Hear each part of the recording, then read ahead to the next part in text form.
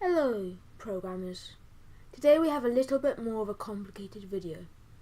We're going to be making a random number game. Okay, as you can see here, the code is a little bit more complicated than normal, but there's nothing really that you haven't learnt. You might, apart from importing module, which is really basic. Okay, so let's start off by saying what this code does.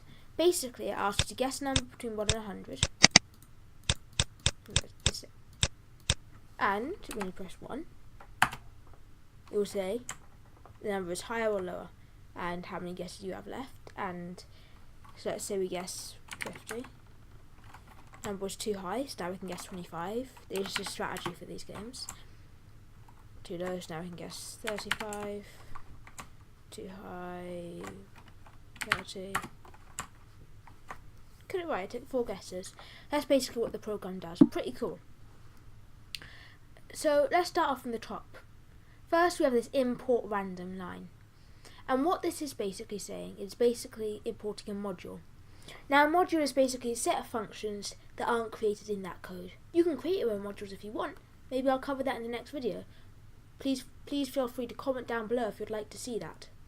But basically there are a set of functions that you can call in your program that aren't in your program.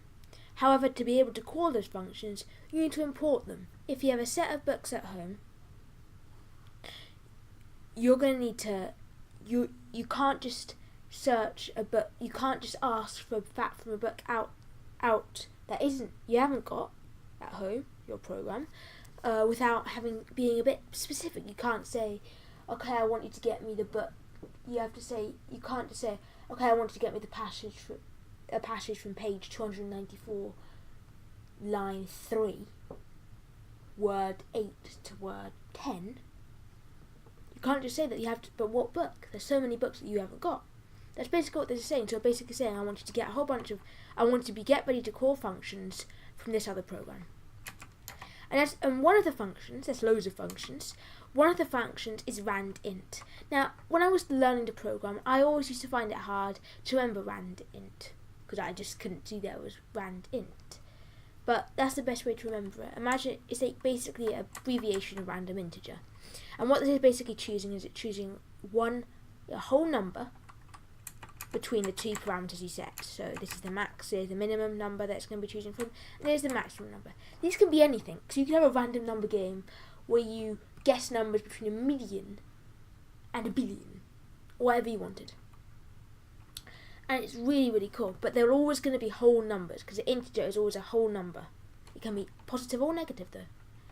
Okay, and now, what fun is this game if there aren't going to be a limited number of user guesses, because you're going to get it in the end just by trial and error.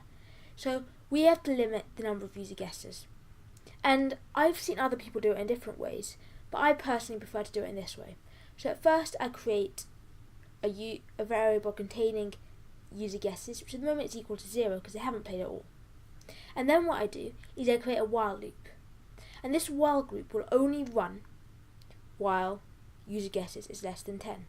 Now a while loop, as I believe I said in my first video, is basically a loop that only runs while this condition is true.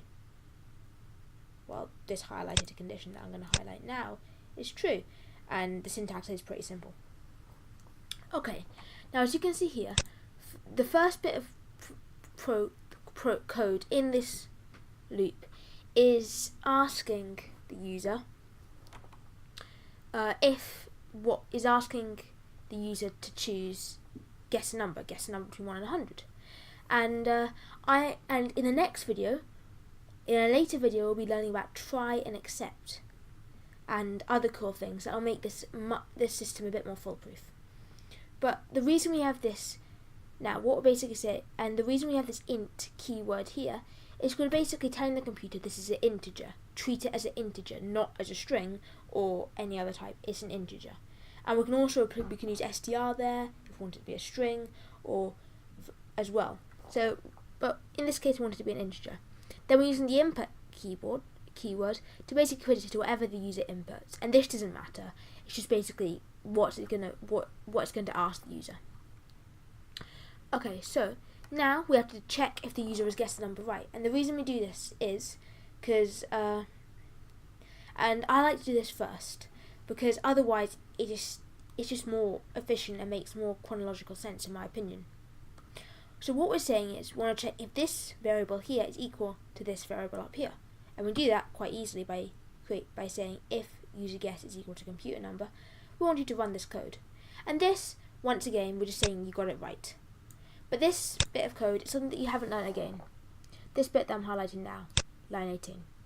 What this is saying is basically, this bit is basically saying how many guesses it took. But you're probably thinking, how can we have a string that isn't contained in a variable and a variable contained? Well, that's quite simple actually.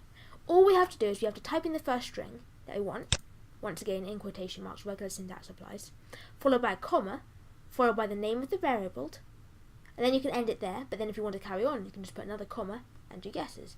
And as you can see, I also use this here, and it's pretty cool. Okay, I will make another, and next we have this, which checks if the user has guessed too high. And what this is basic, and we can have too low here, I just do it in this order for no reason really, I just like to do it in this order. Okay, now what this is checking is basically checking, basically saying, okay, so if this isn't right, if this condition isn't true, I want to check if this condition is true. Okay, and if user guesses is greater than computer number, so let's say user guess was 50, if it's 51 or over, it would print, sorry, your guess was too high, and then it would add 1 to user guesses. Now you're probably wondering why I'm typing this shorthand. Well, this is the same as typing, well, there's just a bit of programmer's shorthand for typing user is equal to user.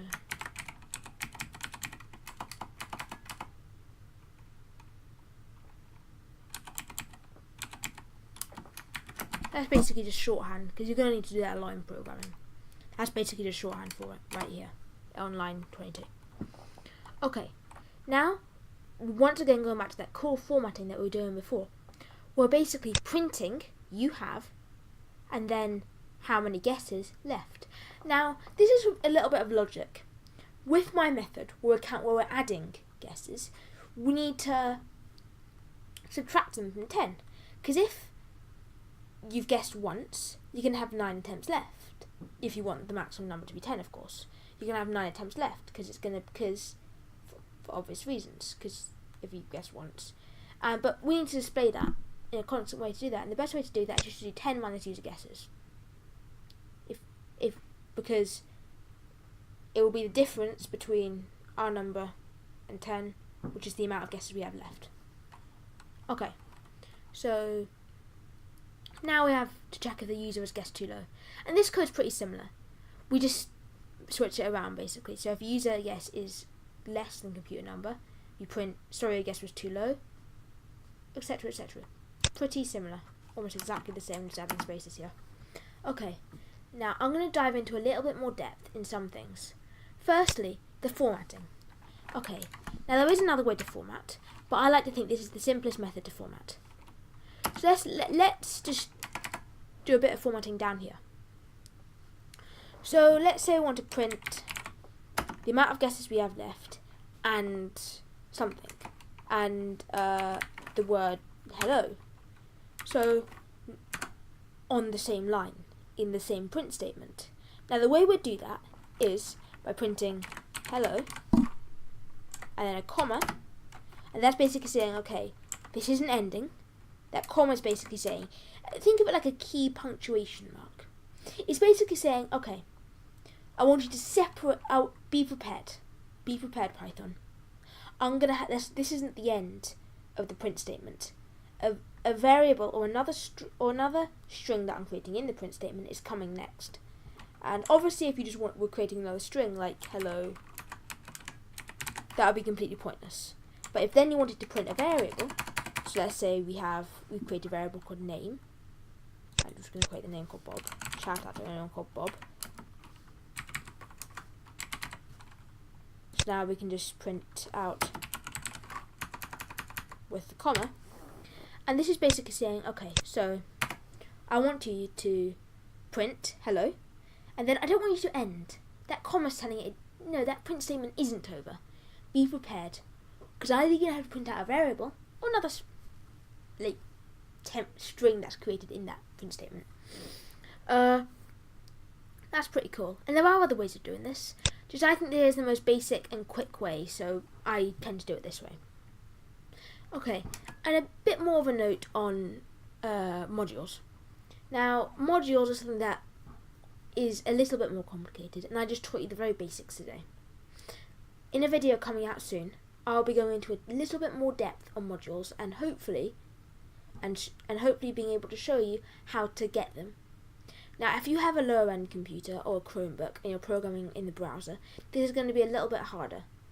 The reason is because basically you have to use bash or command prompt. So firstly, make sure you know where. So in preparation for the next video, make sure you know the bash on your computer or the command line. In Mac it's terminal, in Windows it's command prompt obviously, and in Linux I think it's bash and Ubuntu. I've never used Linux, so I don't really know, but it's bash and Ubuntu, so you can just search it up. But just know where that is for your next video. Thank you for watching, and goodbye.